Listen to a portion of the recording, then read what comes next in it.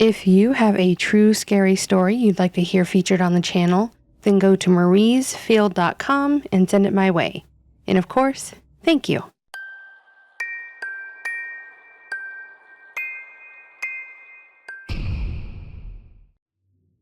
Last summer, I went to a catch-all graduation party for everyone in our college graduating class. The few that organized the whole thing hung cheap printed flyers on the board around campus and in some of the dorms, inviting anyone to join. They only asked that you BYOB so that there was plenty to choose from. I'm extroverted, but parties have never been something I really went crazy about. I'd go if I had nothing else to do, hang out for a bit, then leave. But since this was for our graduating class, I thought I would go to have one last hurrah with everyone. The party was already in full swing when I arrived. It was being held at someone's house. I couldn't tell you who it belonged to, but it was really nice and plenty of space to fit most of us. But we also spilled out into the backyard too. There was plenty of loud music, plenty of drinks, and a few finger foods to choose from, but not much. Food was never a big part of these parties. If anything, I saw more people carrying around a burrito from Taco Bell or something to the likes. I was a lightweight. I knew my limits, so I had dinner well before I showed up and took my time sipping on the same beer for most of the night, not letting it out of my sight. I'd like to think I could trust people, but really, you just never know. Anyways, I spotted a few friends and acquaintances and chatted with them for a while. Then, while I stood by them, I spotted Braxton. Braxton was a classmate that was in a few of my core classes, such as mathematics. I never really talked to him. The few people I saw him hanging out with were definitely different than the people I associated with. I didn't dislike him or avoid him. We just never had any reason to interact, if that makes sense. So, as I looked over at him, he nodded in a sup kind of motion. I smiled and did the same, then went back to my friend's conversation, trying not to make it awkward. Later on in the night, I went out back to check it out, and Braxton had also gone out there. As I stood on the porch, Braxton approached and greeted me. I said hi and asked how he was. We had a small conversation asking how we were, how school had gone, and what we were majoring in. He was going into something technical, and I was going for business law. It made sense that we didn't have many classes together. Our conversation was friendly all the way through, but it was pretty simple. We were acquaintances and really nothing more, nor did I expect anything else out of it. At one point, the conversation seemed to dwindle with not much else to talk about or say, so I said, "Well, it was good seeing you again," as a way to signal that the interaction was over, politely, of course, and I began to walk away. I don't know if I had something specific I was going to do or if it was just because it got awkward, but I walked back inside. Shortly after entering, someone else I knew screamed my name and nearly tackled me when we started talking. While we stood in the kitchen, I saw Braxton walk by and he seemed to slowly pass as he eyed the two of us up and down. It immediately made me feel uncomfortable, like a lion circling before they attacked. That's exactly how that moment felt. And after he passed, I said out loud to my friend, "That was weird." She had also noticed, and we both laughed. The night progressed as normal. I stuck to my one drink and then grabbed a bottle of water. I talked, I laughed, I danced with some friends even, and just genuinely had a great night.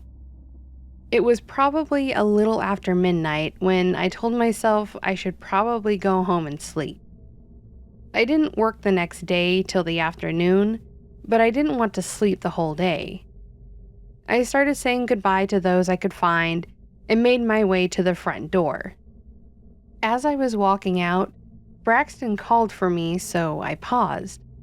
I thought maybe he was just wanting to say goodbye, as we probably wouldn't see each other much after that night, depending on what we do or where we go.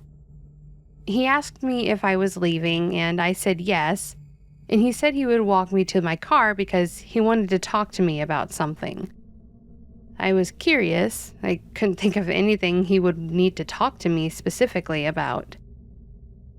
As we approached my car, he made more small talk, and I'm sure my face had the telltale sign of, "Get it out already." Part of me felt bad, but I was tired and ready to go home. I'm paraphrasing this, but this is what he said. "Okay, so here's the thing, Jamie. I would like to take you to dinner or just go somewhere we can be alone for a bit, if that's okay with you." And, in fact, no, that was not okay with me. I was not interested in what sounded like a date, for one, because I'm playing for the other team, and two, when you specifically call out wanting to be alone with me, that kind of puts me on alert.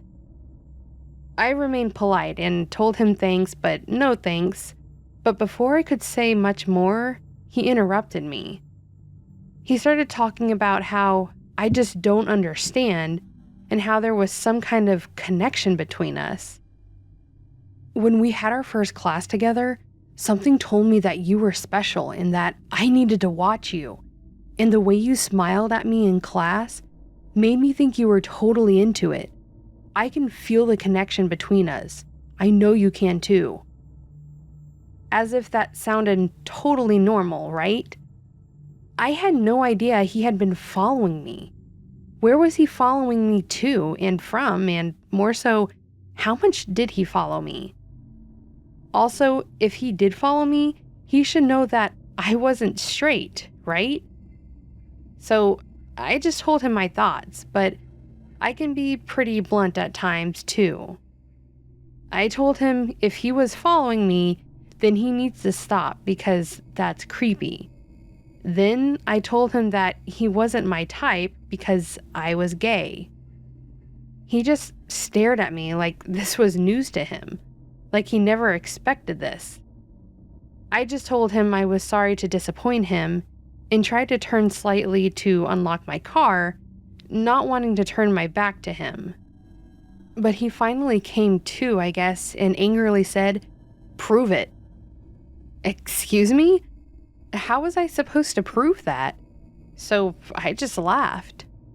Was it actually funny or was it nerves? Who knows? But that's what I did. That was obviously the wrong reaction because he became pretty mad. He grabbed my arm and started pulling me away from my car, continuing to say things like, "Please, we just need to talk. I just need to talk to you. Give me a chance." And other weird, desperate, and creepy things. I kept trying to escape his grasp, but he only squeezed my arm harder. I was sure I was going to bruise. Then I noticed he was dragging me to his truck. I remember seeing him in it when I was leaving the school. My heart sank and the bad feelings instantly worsened. When trying to wiggle from his grasp didn't work, I resulted in punching his arm, his shoulder, whatever I could reach. I screamed at him to let me go, but he made the stupid mistake of trying to cover my mouth. I bit his hand and, in instinct, he pulled his other hand back to hold it, causing me to fall backwards out of his grasp. I didn't waste time and immediately ran back inside to the party. It was closer than my car, and I felt safer around people. I ran inside and frantically explained to my friend that was still there what had happened. She walked back outside with me to see if he was still there, but he and his truck were gone. I waited inside for another half hour, telling anyone who asked what had happened. I finally left when my friend and her boyfriend were leaving, and they followed me home. We all looked around, and since we didn't see anyone, I went in and locked my door immediately. Thankfully, he never showed up at my place or anything, so I started to think that maybe he was just drunk and it got the best of him. Maybe he left because he was embarrassed. And since nothing really happened past him trying to pull me to his truck, I also never reported it. I know it was probably stupid, but I just didn't think the cops would do anything. They had a record of saying we were all just unruly college students, and there wasn't anything they could do. But as I mentioned, I told anyone else who would listen, so he was probably outcasted pretty badly. I felt bad for a while, thinking maybe I was overreacting and maybe he just had feelings for me and wanted to express them. But then I remembered the weird, cryptic, and not normal things he said about being connected and following me, and comforted myself that it was the right choice to not go with him. I just hope he stopped following me, because otherwise, I have never caught him, which is even more unsettling.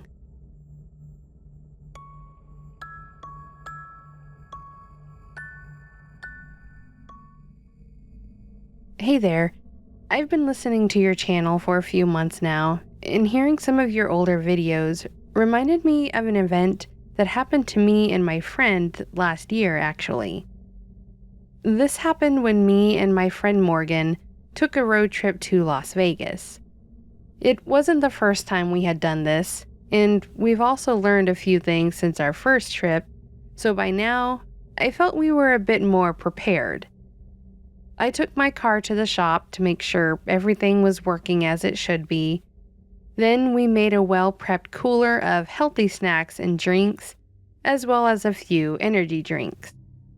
We packed our bags and probably overpacked, but made sure we had everything, as well as some extras. I even refilled my emergency kit that I kept in my trunk. It had my normal first aid stuff, as well as a towel and blanket, things like that. I had a few people making fun of me for my kit, including my boyfriend, saying I was overdoing it. I always said I'd rather have it and never need it than, I was living with Morgan and her sister at the time, which made it even more convenient for us, meaning we were able to leave when we wanted without wasting more time meeting up. We stopped to have a light breakfast and coffee, and then got on the road. The drive, for the most part, was pretty uneventful. I mean, it was a great drive. We did it in early spring, so it wasn't cold and not too hot. It was honestly perfect. We just didn't have anything crazy or hectic happen or get in the way. We had several planned stops on the way, including a national park and a museum, both of which were fantastic. I got to make my own geode, and it had a beautiful amethyst in it. I believe we had just hit the Nevada border and decided to stop at a hotel for the night. We still probably had about a day's worth of driving to do, so we wanted a place we could stay and freshen up. The hotel was your average hotel.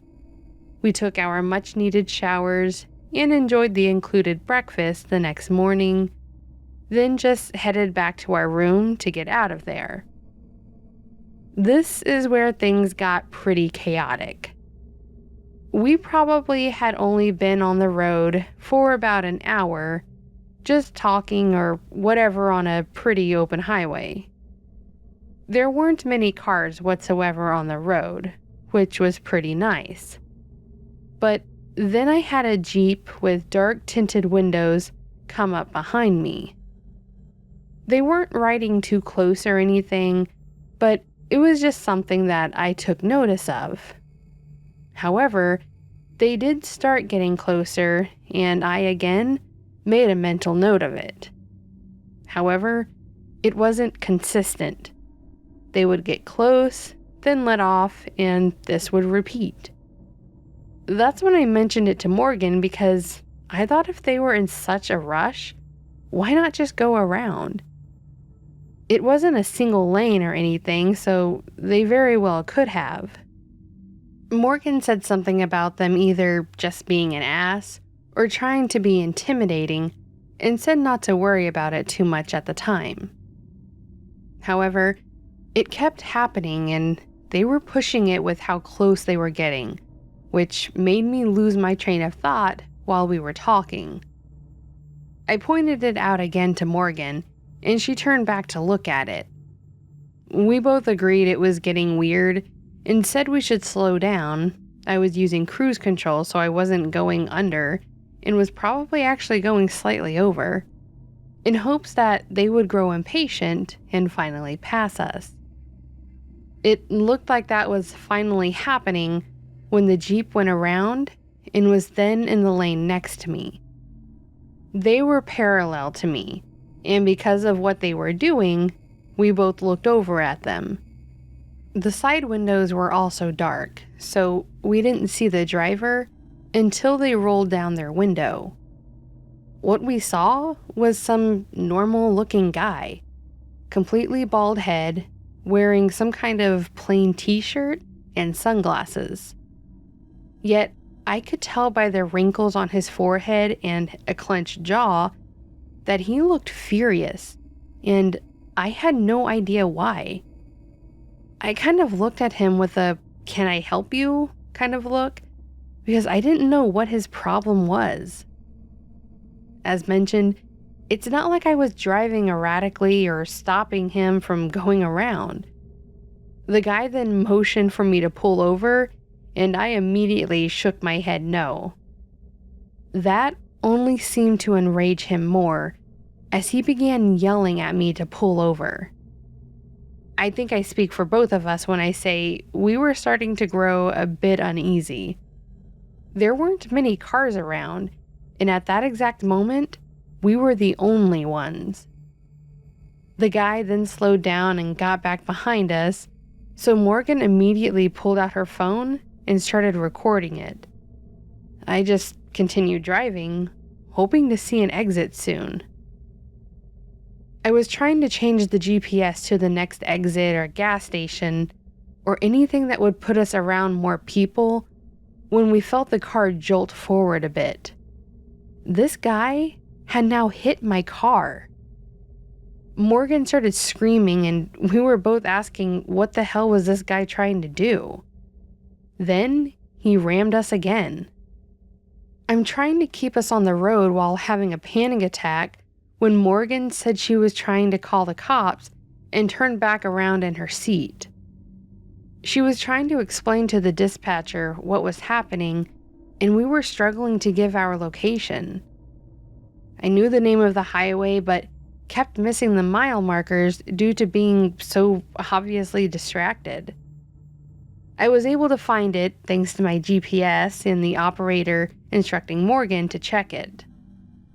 As they were talking to us about what to do, the guy again went to the lane next to us, window down, and shouted something I couldn't make out.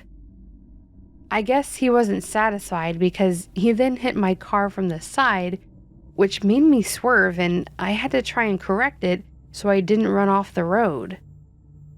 Morgan again was screaming to the operator what was happening when he hit us one more time closer to the back, which caused a very hard fishtail to start.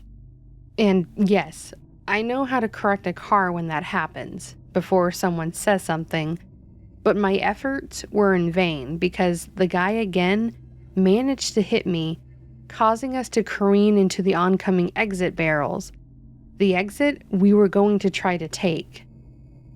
We slammed into it on the passenger side. Both of us were still conscious, but hurt, so we were completely aware that this guy had driven past, but backed up to look at us with a creepy smile, then took off again. That was the last time we saw him. We sat there sobbing, terrified this guy might come back, and I was worried about how damaged my car was. We weren't even in the same state that we lived in. How would we get home if it was totaled? It wasn't long before another car approached us and stopped to see if we were okay. It was an older guy, like a lot older, so we weren't exactly afraid of him. He just looked like a normal Good Samaritan. I started explaining what happened while also trying to help Morgan find her phone, that of course went flying out of her hand. Once we found it, the operator was still on the phone, which, by the way, after hearing the screams and crash, I applaud them for still being there for us. So we told them what happened, and they explained that officers were almost there. I was able to get out of my car, and Morgan had to climb over to my side to get out. The old man stayed with us until the police arrived, and we gave him a hug, thanking him for trying to keep us calm and offering his coffee to us. We gave the police as much information as we could about the man and the vehicle and how this came out of nowhere. They try to play it as road rage taken too far, but if so, it was only on one side. Like I said, I never even saw the Jeep prior to him tailgating me. I didn't recognize the man, nor did Morgan. We tried explaining this to the police, but whether or not they believed us, they did agree that it was taken way too far. We had my car towed to the nearest auto shop, and the cops gave us a ride there for us. Sadly, the whole right side was smashed in and unable to open the front passenger door, but just about everything under the hood was still fine. They replaced the wheel on the passenger side, since it was bent or something, and tried to pull out some of the dents on that same side, but the door was still difficult to open. Overall, we were pretty shaken up, and the fact that we were so close to our destination, we thought it would be a waste to turn back. Once we had calmed down and the car was done, we took it slow, driving on some side roads until we were ready to get back on the highway. I was still super nervous about it, worried that the guy may have exited or been in the same area, but thankfully, never had any more incidents. That's not to say I didn't have a slight mental freak out anytime I saw a Jeep or someone following a little too close. We gave the police our information in case they ever saw the Jeep or the guy, but as of me writing this, neither of us have heard from them. This experience was terrifying for both of us, but it also left us confused. Again, I get road rage. I've shamefully flipped some people the bird for cutting me off, but I would never try to risk their life. On top of this, I have no idea what the hell I could have done to set this guy off. We still go on road trips, Morgan and I together and with others, but I don't think I'll ever forget the feeling I had that day, or feeling like I was being targeted, or even the feeling that someone wanted me dead, or at least severely injured. So, if you are on the road, just take precautions. Make sure people know where you are and how to read mile markers, and always wear your seatbelt.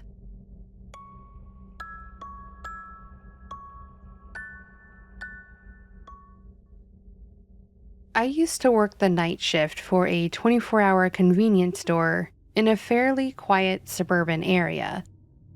The job was typically uneventful, which is a welcome thing to a 20-year-old college student that needed the work-life balance that I did. I've always sucked at studying, and I am horribly prone to stress, but since the job was pretty do-nothing most of the time, I was able to get some studying in while sitting behind the counter. The boss didn't care as long as the register closed out accurately, and the store stayed relatively clean. There was one rainy night in the spring of 2020, though, that I thought something bad was going to happen. I will say that it did end up as one of those stories where nothing really happened, thankfully, but that was pure dumb luck. And if things hadn't gone the way they had, it would have been a terrible situation. It was one of those nights where it was coming down in buckets, and it was coming down for pretty much the entire night. It wasn't a violent storm, just one of those early spring storms where it's steady for hours on end. When it started to rain, I immediately knew that this was going to be the perfect night. I had a pretty major midterm coming up, and I needed to study for it, and a heavy rain meant a dead store. Most people that would come through for their soda and candy in the middle of the night would just stay home, which meant I had several hours to do absolutely nothing. We had a couple brave souls that came through, but it was so few that I think we made 3 transactions in just as many hours. A slow night for sure. Around 2 in the morning, when the rain was starting to slow down a bit, a man entered the store. He was drenched from head to toe, water literally dripping off his coat onto the floor. I know this because I remember as he walked in, I went over to get the wet floor sign and the mop. While I was setting up the sign, he walked over to where I was standing and said, "Hey." It made me jump because I was struggling with the damn clamp on the sign that held it up, and I didn't realize he'd gotten that close. I apologized for jumping like that and told him I'd ring him up in just a second and that the sign was a pain, just trying to make a slight joke to ease tensions. When I glanced up at him, though, he didn't seem to get the humor. His eyes were wide and darting, and he had this almost nervous energy about him. I tried to ignore it. Maybe he was on something. Maybe he was just hopped up on caffeine. It was honestly none of my business. I finished what I was doing and walked back around the counter and looked at him, waiting for him to approach, but he just stood there, staring at the sign I just put up, and then nervously glancing around the shop. I asked if he was ready to check out, and he quickly turned his head toward me and stared without saying anything, then turned and walked back to the soda cooler again. I just watched him like, okay, this guy is a bit weird. But again, we got weirdos pretty frequently. After a couple of moments, he walked back up to the counter with a bottle of soda, a few candy bars, and a few other various snack items. I scanned the items and tried to make a bit of small talk, mentioning the storm and laughing that he forgot his umbrella. He responded in monosyllables, not even full words for half of the conversation, and the whole time, he wouldn't look at me. His jumpiness was making me a bit nervous again. But again, I just had to accept that he was awkward and move on. As I handed him his change, he suddenly leaned in close enough that I could smell his breath, and whispered, "You shouldn't be alone." His stare and words sent a chill down my spine, and I just sort of stammered and mumbled that I had a coworker out back and that they would be back in momentarily. He didn't respond. He just stared at me for a long, uncomfortable few seconds and then turned to leave. I breathed a sigh of relief when he left, thinking that the situation could have ended badly had he not believed me. A few hours passed, and by the time 4:30 a.m. rolled around, and I had mostly forgotten about the whole interaction, shrugging it off as just a weird thing that happened. About that time, I was on the main floor sweeping up some of the aisles and making sure the store was tidy and organized so I could spend my last couple of hours stocking and getting back to my studying before I went home, when I heard the door chime again. I looked up, thinking it was going to be one of our early morning regulars, but my heart sank when I saw that it was him again.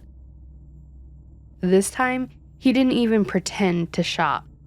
He walked straight to the end of the aisle I was sweeping, standing between myself and the front counter, and looked me dead in the eyes. "You're still here? I told you it's not safe to be alone." His tone was almost accusatory, like he was angry at me for still working. I swear, he was giving me this malicious smirk, like he was about to commit something malicious. And of course, my main thought was that he was going to attack me and then rob the store. I once again stammered out that my coworker was in the back and that they'd be out at any moment, hoping to once again deter him. But I could very clearly see that it wasn't going to work.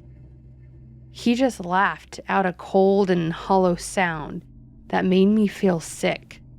By some miracle or manifestation, as soon as he took a step forward, the door to the back swung open, and the morning manager, Jim, stepped towards us saying, "Hey, morning Megan, how's the night been?" without looking up and seeing the situation that was unfolding.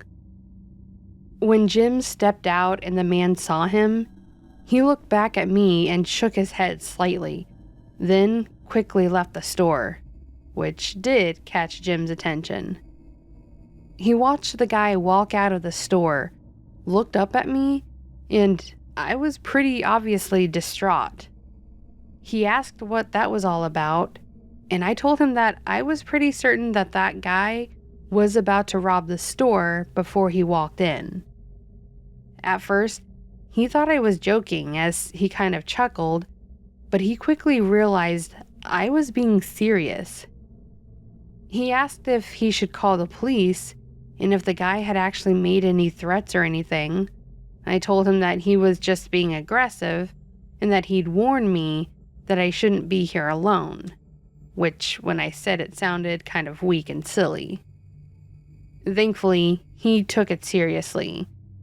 He said that he'd get the guy's picture off the security camera and would let the other managers know that this guy was trouble.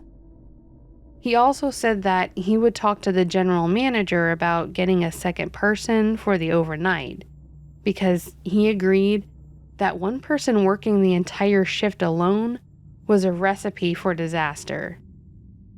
I never saw the man again, but the event definitely made me feel vulnerable on the overnight shift. The general manager did take Jim's advice, and within a week, we had a second person on the overnight, and every shift from then on had at least 2 people. I know that it cost them more in labor, but it was nice that they realized how serious the situation was. I'm grateful that he wasn't given the opportunity to follow through on his vague threats, but at the same time, I know how much it was dumb luck that saved me that night. If Jim had been running late, he would have had the chance to do what he was going to do, and I would have ended up injured or much, much worse.